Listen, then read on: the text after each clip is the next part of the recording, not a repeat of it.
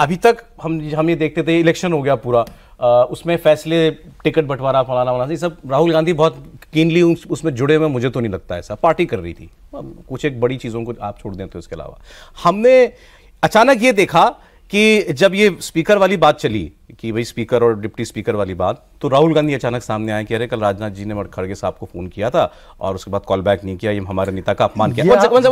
ये उस वक्त ये लगा कि अरे इतनी बड़ी डिसीजन मेकिंग में राहुल गांधी खुल करके आए सामने। अभी तक पॉलिटिकल बातों में, एक्सचेंजेस में राहुल गांधी नहीं रखते थे अपनी बात, लेकिन यहां राहुल गांधी ने लीड ली। मैं आपसे ये जानना चाह रहा हूं, वो मोमेंट आप कब मानते हैं राहुल गांधी का आता है कि तुम हटो, मैं देखता हूं, I'll deal with them? मुझे लगता है कि वो तो मोमेंट इसलिए वो नहीं लाना चाहते हैं क्योंकि वो पूर्ण तरीके से अकाउंटेबिलिटी नहीं लेना चाहते। वो चाहते हैं, और जो उनका अभी सिस्टम, वो अभी भी नहीं है। नहीं, वो अभी भी नहीं है।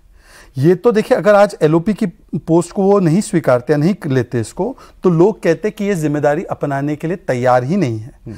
हालांकि अगर उनको डिफॉल्ट पोजीशन उनका देखा जाए तो वो किसी भी प्रकार की जिम्मेदारी लेना नहीं चाहते। वो क्रेडिट जरूर लेना चाहते हैं जब जीते, तो अगर सीटें बढ़ जाए तो क्रेडिट लेना चाहते हैं, पर हार के लिए किसी और को आगे करना है। मुझे इस बार ऐसा लगा कि उनकी बातों से ऐसा लगा मैन इन चार्ज। नहीं, एक सेकेंड, राजनाथ जी और खड़गे जी के बीच की बात, इसको सार्वजनिक करना, ये मैन इन चार्ज का काम है। बिल्कुल है। ये अपरिपक्व बिहेवियर है। जब उन्होंने लीड भी ली, जो आप कह रहे हैं, जिस दृष्टि से आप इसको पेश कर रहे हैं, तो उन्होंने एक प्रकार से जो राजनीतिक एक रवादारी होती है उसको तोड़ा। उन्होंने दिखाया कि वो अपरिपक्व है। ये अपरिपक्वता का निशान। अच्छा, एक सेकंड, ये बात पहले भी हमारे बीच में, लेकिन ये कौन आदमी कर सकता है ऐसा जिसके पास ये करने की अथॉरिटी हो? जो अपनी पार्टी में, राजनाथ जी उनकी पार्टी में नहीं, राजनाथ जी देश के रक्षा मंत्री हैं, उनकी पार्टी में खड़गे जी पार्टी के प्रेसिडेंट है। अपने पार्टी प्रेसिडेंट की बात सार्वजनिक जो कर सकता है वो वही कर सकता है ना, जिसके पास वो अथॉरिटी है। नहीं, ये थोड़ा सा ये ठीक बात किसी मायने में अपने प्रेसिडेंट से भी ऊपर है। नहीं, फिर यही हुआ ना कि हम ऑर्डिनेंस फाड़ देंगे तो अथॉरिटी नहीं होती, एरोगेंस अथॉरिटी नहीं है। ये तो आपको अथॉरिटी को डिमीन करना है। अरे जब खड़गे साहब ने उनको वो अथॉरिटी दे रखी है तो मैं और आप कौन होते हैं? ये संभव नहीं। पार्टी के राष्ट्रीय अध्यक्ष आज भी मल्लिकार्जुन खड़गे हैं, उस वक्त तो ये एलओपी भी नहीं थे, तो अधिकार नहीं बनता है। मेरा ये मानना है कि राहुल गांधी को ये सीखना पड़ेगा, या उनको अपने आसपास के कुछ लोग तैयार करने पड़ेंगे।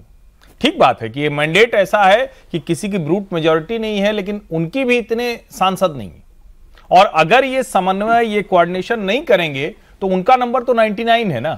अगर बीजेपी का नंबर 240 है तो उनका नंबर 99 है, तो यह भी ध्यान रखना पड़ेगा। तो राहुल गांधी को अब अपने आप को इस भूमिका के लिए तैयार करना है, और हो सकता है समय के साथ बहुत से लोग तैयार होते, हो सकता है वो भी तैयार हो जाए। ऐसा तो है नहीं कि हर व्यक्ति। इसका डेंजर पता है क्या लगता है?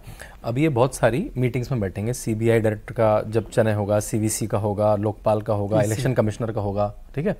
अब मैं आपको जीएसटी का उदाहरण देता हूँ।